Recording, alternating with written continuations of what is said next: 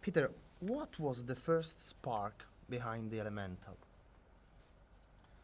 I keep saying it's this high school moment, but I think the question that I used for my pitches to Disney and to Pixar was what if fire could fall in love with water? That question really started forming the central relationship in here, and it started there. Did you feel some pressure working on this film? Yes, in various places. Doing a story about a romance was a challenge. Doing characters that we haven't built before was a challenge. Trying to make up cultures was a challenge. To try to, like, what is fire culture? What is water culture? And then using a lot of pieces of history.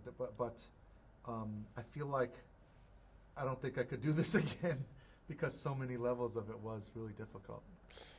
You directed The Good Dinosaur 8 years ago. Yes. And why did it took so long Yeah. for your second film? Yeah, so the biggest problem was the effects. Those characters, we didn't know how to make them, and it took a lot of people and a lot of time to make them. And then we had a pandemic in the middle of that as well, and so all of that extended it by 2 years. But I think we needed one more extra year. I don't know if we needed 2 extra years.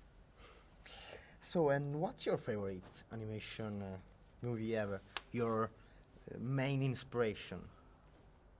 It wasn't. There was a moment, a little bit that was an inspiration to this movie, but my favorite of all time is Akira.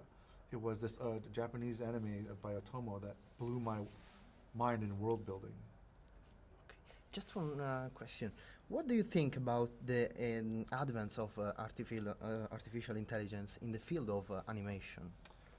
I'm hoping that it becomes a really great tool. There's a lot of analog work that we still do digitally, and I'm hoping that AI can take all of that stuff and make it easier so that the artist can just focus on performance and being creative.